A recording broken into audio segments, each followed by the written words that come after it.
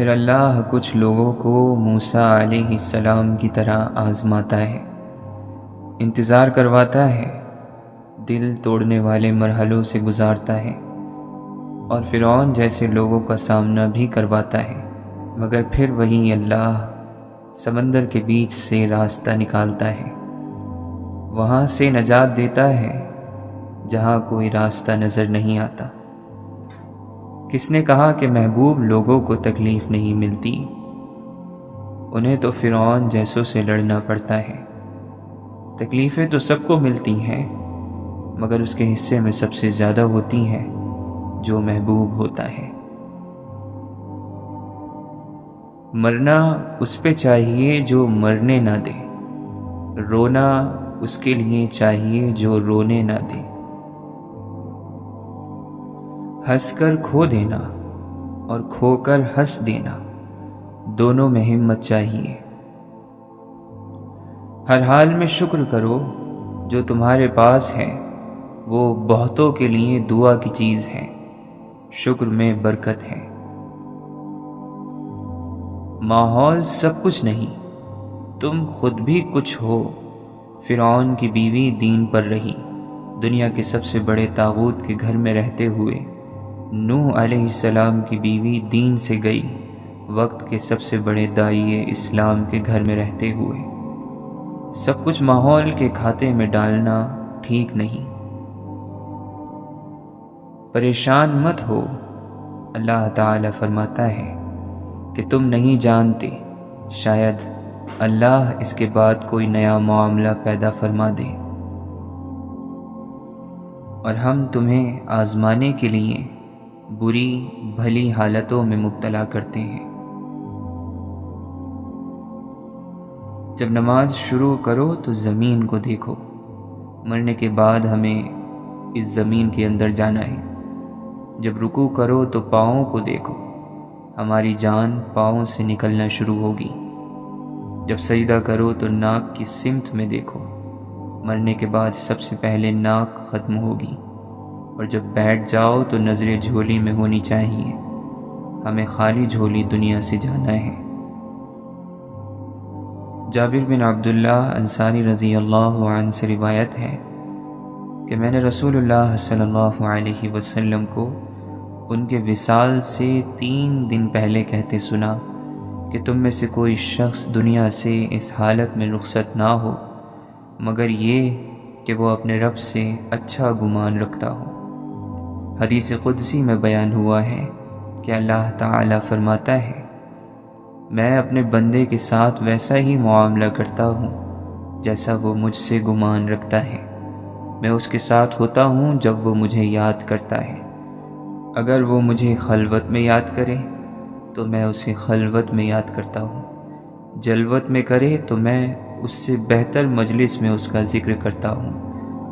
وہ میری جانب ایک بالشت آگے بڑھے تو میں ایک گز بڑھتا ہوں، وہ میرے پاس چل کر آئے تو میں دوڑ کر اس کی جانب جاتا ہوں۔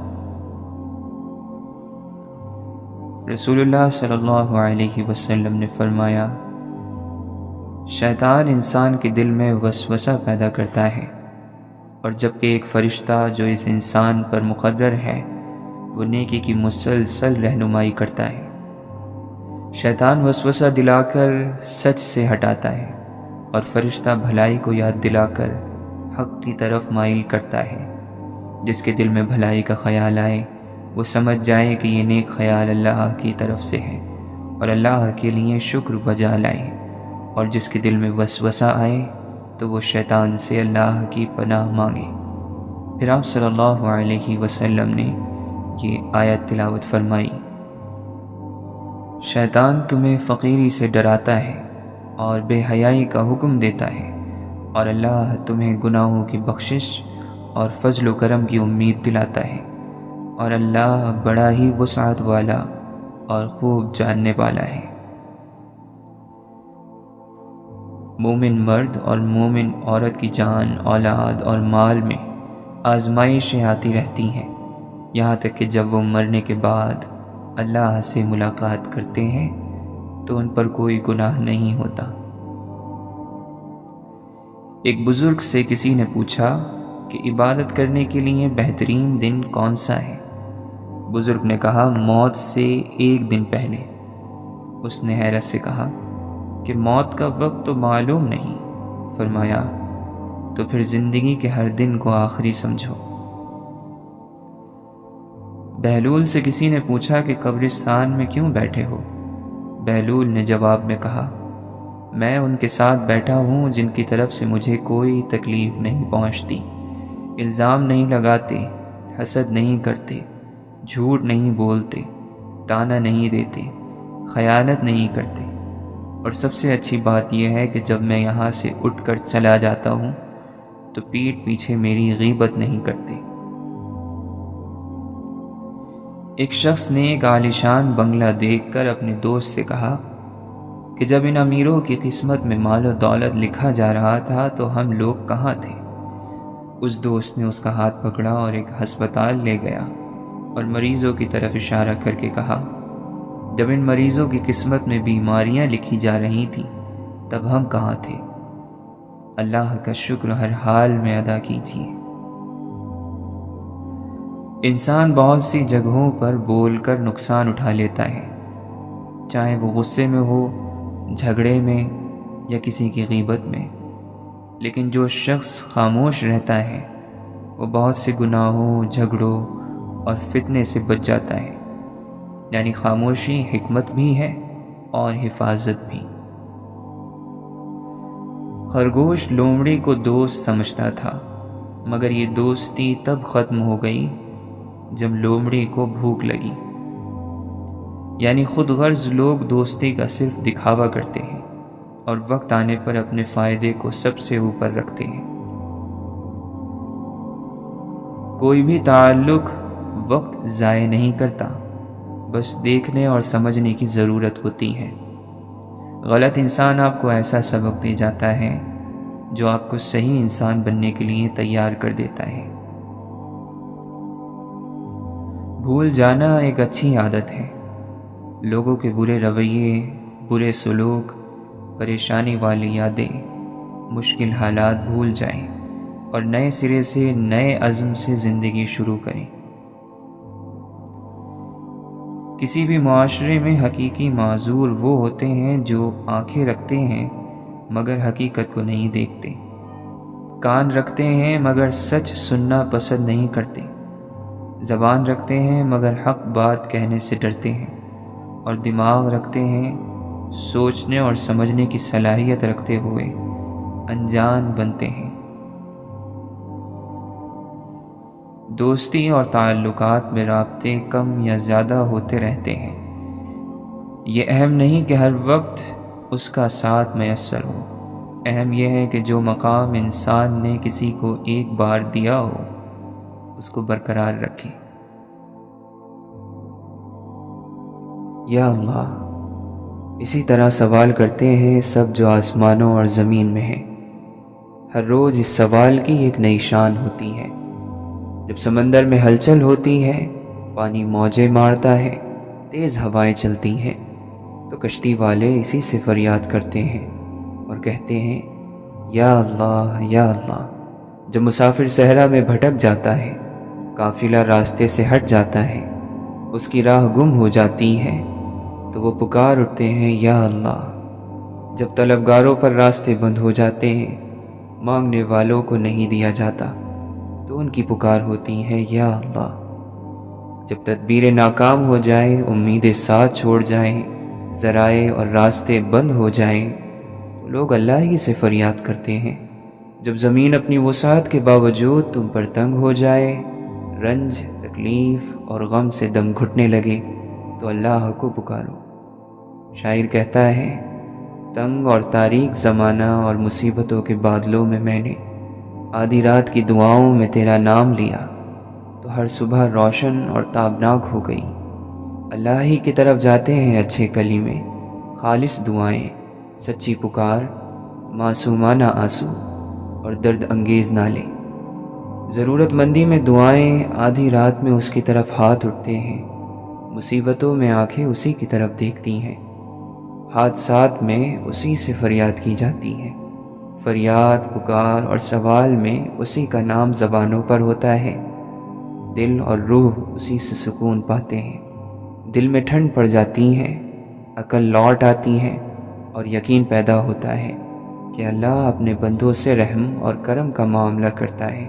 اللہ کا نام لیتے ہی فوراً ذہن میں بے نیازی، بقا، طاقت اور مدد، عزت اور قدرت اور حکمت کا سراپا گھوم جائے گا۔ یہ لفظ ہی لطف، عنایت، مدد، فریاد رسی، محبت اور احسان کا جلوہ دکھا دے گا۔ تمہیں جو بھی نعمت ملتی ہے وہ اللہ ہی کی طرف سے ہے۔ شاعر کہتا ہے، تیرے جلال اور پاکی کے بیان کے لیے کتنے ہی الفاظ ڈھالے جائیں، الفاظ و معنی کے سارے ذخیرے تیرے جلال کی تعبیر سے قاصر ہیں۔ یا الہی، حسرت کو خوشی، غم کو سرور اور خوف کو امن میں بدل دے۔ اے اللہ، دل کی آگ کو یقین کی ٹھنڈک سے بجھا دے، نفس کے شعلوں کو ایمان کے پانی سے ٹھنڈا کر دے۔ یا رب، جاگتی آنکھوں کو نیند، بے چین دلوں کو سکون عطا فرما، انہیں جلد ہی کامیابی سے نواز۔ یا رب کریم، بے بصیرتوں کو اپنا نور دے، گمراہی کے راستوں پر کشتیاں چلانے والوں کو اپنا راستہ دکھا دے۔ بار الہی، وسوسوں کو نورانی شعاعوں سے زائل کر دے، باطل پرست نفس کا گلا حق کے لشکر سے گھونٹ دے، شیطان کی چالوں اور تدبیروں کو اپنی مدد اور نصرت سے تباہ کر دے۔ اے اللہ، ہمارے غم، رنج اور فکر اور قلق کو دور فرما دے۔ ہم خوف اور پست ہمتی سے تیری پناہ چاہتے ہیں، تجھی پر بھروسہ کرتے ہیں، تجھی سے مانگتے ہیں۔ تو ہی ہمارا سرپرست ہے، تو کیا خوب سرپرست اور مددگار ہے۔ سوچیں اور شکر بجا لائیں۔ مطلب یہ کہ جب آپ اللہ کی نعمتوں کو یاد کریں گے تو آپ کو سر سے قدم تک نعمت ہی نعمت دکھائی دیں گی۔ اگر تم اللہ کی نعمتوں کو شمار کرنے لگو تو گن نہ پاؤ گے۔ جسمانی صحت، وطن میں امن، سکون، کھانا، کپڑا، پانی، ہوا، یعنی پوری دنیا آپ کے پاس ہے اور آپ کو احساس بھی نہیں۔ زندگی کے مالک ہیں لیکن اس کا شعور نہیں۔ اس نے اپنی ظاہری اور باطنی نعمتیں تم پر انڈیل دی ہیں۔ آپ کے پاس آنکھیں ہیں، زبان ہے، دو ہونٹ ہیں، دو ہاتھ، دو پیر ہیں۔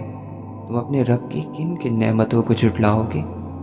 کیا یہ آسان بات ہے کہ آپ اپنے پیروں پر چل پھر رہے ہیں جبکہ کتنے ہی پاؤں کاٹ دیے گئے؟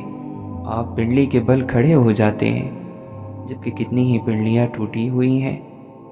کیا آپ اس کے حقدار ہیں کہ پرسکون نیند سو جائیں جبکہ زندگی کی تکلیفوں نے کتنوں کی نیند اڑا دی ہے، اور پیٹ بھر کر کھائیں اور سیراب ہو کر پئیں جبکہ کتنے ہیں جن کو کھانا نہیں ملتا؟ بیماریوں نے انہیں کھانے پینے سے روک رکھا ہے۔ کان کے بارے میں سوچیں، آپ کی سماعت کے بارے میں سوچئے کہ آپ عقل والے ہیں، آپ کی سننے کی طاقت اور قوت درست ہے۔ آنکھ کے بارے میں سوچیں، آپ اندھے نہیں۔ اپنی جلد کو دیکھیے، کوڑ اور برس کی بیماری نہیں۔ ان سب چیزوں سے آپ محفوظ ہیں۔ اپنی عقل کے بارے میں سوچئے کہ آپ عقل والے ہیں، آپ پر پاگل پن یا دیوانگی طاری نہیں۔ کیا آپ احد پہاڑ جتنا سونا لے کر اپنی آنکھ دے دیں گے؟ شہلان پہاڑ کے برابر چاندی لے کر اپنی سننے کی طاقت دے دیں گے؟ کیا آپ زبان کے بدلے قصر زہرہ لینا اور گونگا ہونا پسند کریں گے؟ کیا آپ یاقوت اور موتی لے کر اپنے ہاتھوں کا سودا کر لیں گے؟ کتنی نعمتیں ہیں جو آپ کو ملی ہوئی ہیں، کتنے انعامات ہیں جن سے آپ لطف اندوز ہو رہے ہیں، لیکن آپ کو اس کا ادراک نہیں۔ آپ کو گرم روٹی، ٹھنڈا پانی، میٹھی نیند اور عافیت حاصل ہے، لیکن پھر بھی پریشان اور غم زدہ ہیں، رنجیدہ اور اداس ہیں۔ جو ملا نہیں اس کے بارے میں سوچتے ہیں، جو موجود ہے اس کا شکر ادا نہیں کرتے۔ مالی نقصان پہنچ جائے تو آپ پریشان ہو جاتے ہیں، حالانکہ خوش نصیبی، خیر، صلاحیت، نعمتیں اور بہت ساری چیزیں، سبھی کچھ آپ کے پاس ہے۔ ان کے سلسلے میں آپ سوچیں اور خدا کا شکر ادا کریں۔ اللہ تعالیٰ فرماتا ہے، تمہاری جانوں میں بھی تمہارے لیے نشانیاں ہیں، تو کیا تم سوچتے نہیں اپنی جان، اپنے گھر والوں، اپنے کام، اپنی صحت، اپنے دوستوں اور ارد گرد کی دنیا کے بارے میں سوچیں۔ اللہ کی نعمت جانتے ہیں پھر بھی اس کا انکار کر دیتے ہیں۔ جو گزر گیا سو گزر گیا۔ ماضی میں جینا، اس کے غموں اور تکلیفوں کو یاد کرتے رہنا، ان پر رنج کرنا بے وقوفی اور حماقت ہے۔ اس سے ارادے کمزور اور موجودہ زندگی تکلیف میں آ جائے گی۔ اللہ کے حکیم بندے کہتے ہیں کہ ماضی کی فائل لپیٹ کر رکھ دی جائے، اسے کھولا نہ جانا چاہیے بلکہ ہمیشہ کے لیے بھلا دینا چاہیے، اسے کسی ڈبے میں ڈال کر بند کر دیا جائے، کیونکہ جو گزر گیا وہ گزر چکا، نہ اس کی یاد اسے لوٹائے گی، نہ کوئی غم یا رنج اور فکر اسے زندہ کر سکتی ہے، کیونکہ ماضی کا مطلب ہے عدم، ختم ہو جانا۔ ماضی پرستی کے مرض میں مبتلا مت رہیے، جو چھوٹ گیا اس کی پرچھائیوں سے پیچھا چھڑا لیجیے، کیونکہ آپ دریا کو اصل کی طرف، سورج کو اس کی طلوع ہونے کی جگہ کی طرف، بچے کو ماں کے پیٹ میں، دودھ کو چھاتی میں اور آنسو کو آنکھ میں واپس نہیں لا سکتے۔ ماضی کے سائے میں رہنا، اسے یاد کرتے رہنا، اس کی آگ میں جلتے رہنا ایک افسوسناک، تکلیف دہ اور مرعوب کر دینے والی بات ہے۔ ماضی کی کتاب پڑھنے سے حاضر کی بربادی اور وقت کا ضائع ہو جانا طے ہے۔ اللہ تعالیٰ نے قرآن پاک میں گزشتہ قوموں کا اور ان کے کاموں کا تذکرہ کیا ہے اور فرمایا، یہ ایک قوم تھی جو گزر چکی، یعنی ان قوموں کا معاملہ ختم ہوا۔ ماضی کے گڑے مردے اکھاڑنے اور تاریخ کے پہیے کو پلٹانے سے کیا حاصل؟ ماضی کی بات دہرانے والا تو ایسا ہے کہ کوئی پسے ہوئے آٹے کو پھر پیسے یا کٹی لکڑی کو پھر سے کاٹے۔ ماضی کا رونا رونے والوں کے بارے میں پچھلوں کا کہنا ہے کہ تم مردوں کو قبروں سے نہ نکالو۔ ہماری مشکل یہ ہے کہ ہم حال سے عاجز اور ماضی سے چمٹے ہوئے ہیں، اپنے خوبصورت محلات کو یوں ہی چھوڑ کر ماضی کے بوسیدہ قلعوں کو روتے رہتے ہیں، حالانکہ ماضی کو واپس لانے پر تو جن اور انس جمع ہو کر بھی قادر نہیں ہو سکتے۔ لوگ پیچھے کی طرف نہیں دیکھتے، ہوا آگے چلتی ہے، پانی آگے بہتا ہے، کارواں آگے چلتا ہے، اور یہی زندگی کی سنت ہے۔ آپ اس سنت کے خلاف نہ کریں۔ انسان کا دل اپنے رب کی عبادت میں لگا ہو تو اس کا ظاہر معصومیت کی مثال بن جاتا ہے۔ مسجد میں کی گئی عبادت کا اثر گھر کے ماحول میں نظر نہ آئے تو یقیناً مسجد سے کوئی بھی خیر گھر نہیں لائے ہو، جبکہ وہاں خیر کے علاوہ کچھ اور نہیں ملتا۔ اللہ کے دینے میں، عطا کرنے میں کبھی بھی کمی نہیں ہوتی۔ ہماری جھولیوں میں گناہوں کے چھید ہوتے ہیں، توبہ کی سوئی ہماری پھٹی ہوئی جھولیوں کے لیے بڑی کام کی چیز ہے۔ بہت سی ایسی نعمتیں ہیں جو تمہیں ملی ہوئی ہیں جس کا تم نے رب سے کبھی سوال تک نہیں کیا تھا، تو تم اس سے مانگنے سے کیوں مایوس ہو؟ اور امید رہو یہی مومن کا طریقہ ہے۔ کوئی تمہارا دل کتنا ہی کیوں نہ دکھائے، لیکن تم اس کا دل نہ دکھانا، تم اس سے غلط بات نہ کہنا، خاموش ہو جانا۔ کسی نے آپ کی زندگی کی حفاظت کی، آپ کی زندگی کا ذریعہ بن گیا، تو اب وہ تمہاری پوری زندگی کی وفا کا حقدار بن گیا۔ اگر کسی نے تمہیں یہ دعا دی کہ تمہیں زندگی میں کوئی غم نہ ملے، تو اس نے تمہیں حقیقت میں بد دعا دی ہے۔ وہ سب کچھ جو انسان تلوار کی طاقت سے حاصل کرنا چاہتا ہے، وہ مسکراہٹ سے بھی حاصل کیا جا سکتا ہے۔ جس نے توبہ کا آسرا نہیں لیا، جہنم اس کا ٹھکانہ ہے۔ نیک ارادے والے لوگ اللہ کے نیک بندوں کی جماعت میں شامل ہیں۔ جب تمہیں کسی بندے کے بارے میں یہ خیال پیدا ہو کہ وہ اللہ کے قریب ہے، تو تم اس بندے کے قریب ہونے کی کوشش کرو۔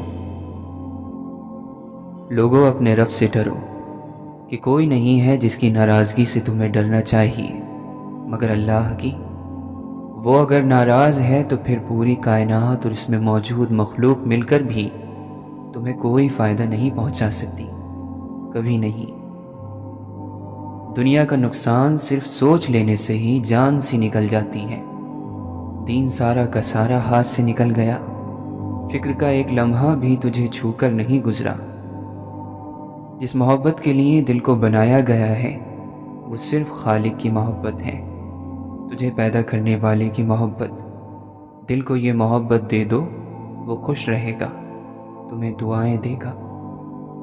تھوڑی محبت، مگر شرط یہ ہے کہ صحیح ذات سے ہو۔ پھر یہ تھوڑی سی محبت اپنے ساتھ اور محبت لے آتی ہے، اور یہ سلسلہ ہمیشہ جاری رہتا ہے۔ انسان کا دل اس محبت کو سمیٹنے کے لیے بڑا ہوتا چلا جاتا ہے۔ ایسے ہی لوگوں کو ظرف والا کہتے ہیں، بڑا دل رکھنے والا کہتے ہیں۔ تو کرنا کیا ہے؟ اس ذات سے محبت شروع کرنی ہے جس سے ہمیں محبت کرنی چاہیے۔ اللہ کی رحمت پر یقین ہونا چاہیے۔ ہماری غلطی یہ ہے کہ ہمیں اپنی گناہوں کے وبال پر، اپنی بدنصیبی پر زیادہ یقین ہے۔ نفرت کے قابل چیز گناہ ہے، گناہ گار نہیں۔ گناہ گار تو توجہ کے قابل ہے، ہمدردی اور شفقت کے قابل، فکر کے قابل۔ روح جب ہم پر حاوی ہو جاتی ہے تو دین قائم ہو جاتا ہے۔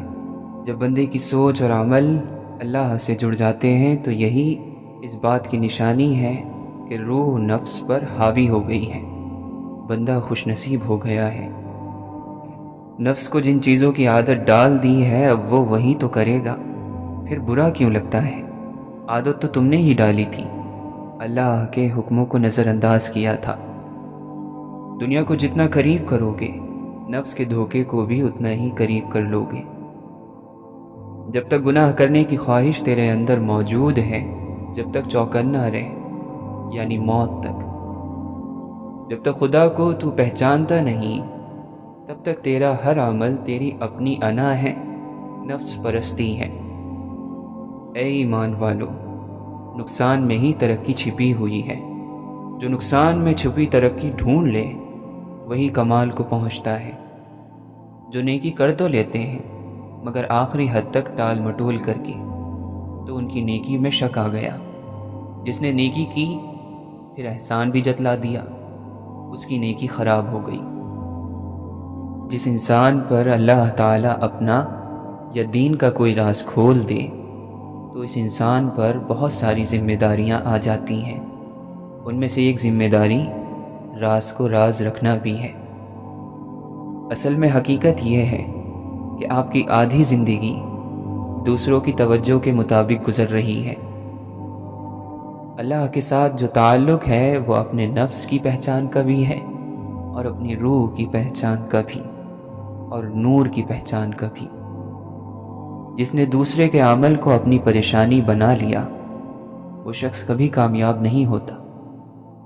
صبر وہ مقام ہے جہاں انسان نعمت اور مصیبت کا فرق کرنا چھوڑ دیتا ہے۔ ہم میں سے سب سے زیادہ بہتر انسان وہ ہے جس سے دوسروں کو فائدہ پہنچے، اور ہم میں سے بدترین شخص وہ ہے جس کے شر اور برائی سے دوسری مخلوق خوف زدہ رہے۔ جو انسان اپنے حال پر مطمئن نہیں، وہ آنے والے وقت پر بھی مطمئن نہیں ہوگا۔ اطمینان حالات کا نام نہیں، یہ روح کی ایک حالت کا نام ہے۔ مطمئن آدمی نہ شکایت کرتا ہے، نہ کوئی تقاضا۔ اللہ کی طرف وہی گیا جس کا ساتھ اللہ نے دیا، ورنہ کوئی انسان اللہ کی طرف نہیں گیا۔ اللہ باقی ہے، لیکن وہ ختم ہو جانے والی مخلوق کو پیدا فرماتا ہے، اور اسی فانی مخلوق سے محبت بھی کرتا ہے۔ جس شخص کو 5 نمازوں کی پابندی مل گئی ہو، اسے چاہیے کہ چھٹی نماز شکرانے کی ادا کرے کہ یا اللہ تو نے مجھے اس زمانے میں نمازوں کی پابندی عطا کی جبکہ لوگوں کو نماز کی ہچے بھی بھول گئی ہے۔ بیماری نے کہا کہ وہ نہیں جائے گی، شرمندہ ہو کر لوٹ گئی۔ غریبی اور ناداری نے کہا کہ وہ ہٹنے کی نہیں، شرمندہ ہو کر بھاگ گئی۔ قضا نے کہا کہ وہ ٹلنے کی نہیں، ٹل گئی۔ صبر اور یقین ساتھ تھا۔ جب تک ہم دل کو ہر قسم کی گندگی سے پاک کر کے آئینے کی طرح صاف نہیں کرتے، یہ رب کا ٹھکانہ نہیں بن سکتا۔ اسلام اپنی حفاظت خود کرتا ہے۔ آپ نے اسلام کو نہیں بچانا ہے، بلکہ اسلام نے آپ کو بچانا ہے۔ مشکل دنیا دار پر حالات کی تنگی کی وجہ سے آتی ہے۔ حالات کا مطلب یہ ہے کہ خواہش زیادہ ہو اور حاصل کم ہو۔ دنیا دار کے لیے بڑی مشکل ہے۔ مشکل کیوں آتی ہے؟ جب خواہش زیادہ ہے اور آمدنی کم ہے۔ بیکار بولتے رہنے سے منہ بند رکھ لینا بہت بہتر ہے۔ دوسروں کے حال پر غور کرنے سے نصیحت حاصل ہوتی ہے۔ زیادہ ہوشیاری دراصل بدگمانی ہے۔ مومن حالات کے مطابق موم کی طرح نرم اور فولاد کی طرح سخت ہوتا ہے۔ اے اللہ، جو تو چاہتا ہے کرتا ہے اور جیسے چاہتا ہے کرواتا ہے، کسی کو بھی دم مارنے کی جرت نہیں، سارا حکم تیرا ہی ہے۔ میٹھی بات کرنا اور میٹھا بول علم ہے، چاہے انگوٹھا چھاپ بولے۔ کڑوا بول اور تکلیف دہ بات جہالت ہے، چاہے کوئی عالم ہی کیوں نہ بولے۔ مغفرت کی امید سے بڑھ کر گناہ کا احساس رکھنا اللہ تعالیٰ کی توہین ہے۔ جب کوئی آسرا اتنا بڑا ہو جائے کہ اس کے سوا گزر نہ ہو تو وہ دوسرا خدا بن جاتا ہے۔ اگر آپ کی پہلی ترجیح آپ کا پروردگار نہیں تو آپ اس دنیا سے ناکام گزرو گے۔ خدا اپنی یاد میں رہنے والوں سے ہمیشہ بھلائی کا ارادہ رکھتا ہے۔ عقل کا سفر بہت آسان ہوتا ہے، وسوسوں کا اور شک کا سفر بہت دشوار۔ اہل علم دو کام نہیں کرتے، ایک وعدہ اور ایک دعویٰ۔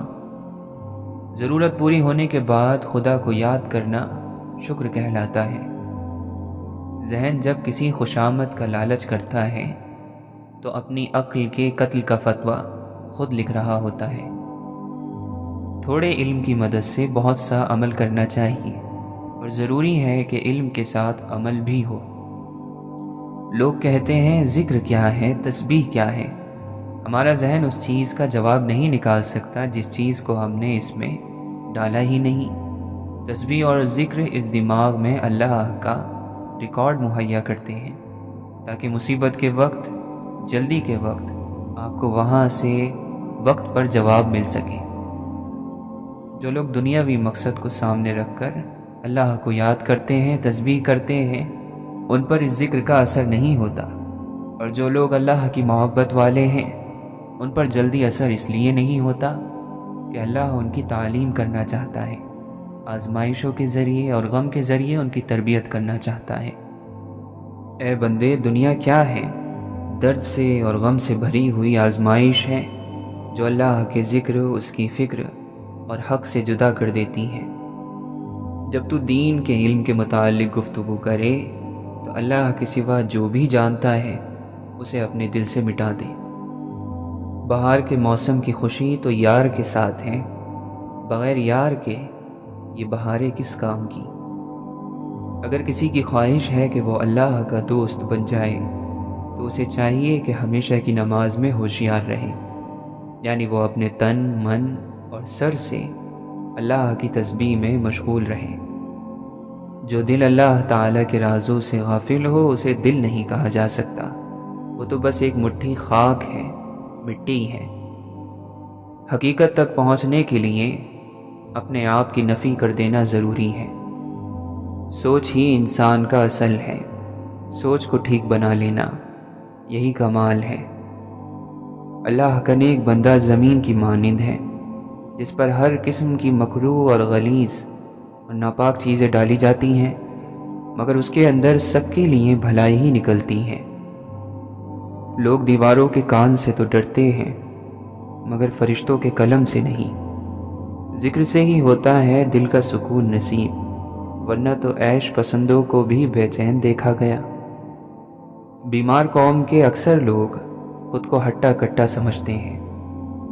اپنے علم کو پھیلاؤ اور لوگوں کو اس سے فائدہ پہنچاؤ، کیونکہ ہمیشہ زندہ رہنے کا یہی واحد راستہ ہے۔ کہو اللہ نے ہمارے مقدر میں جو تکلیف لکھ دی ہے، ہمیں اس کے سوا اور تکلیف ہرگز نہیں پہنچ سکتی۔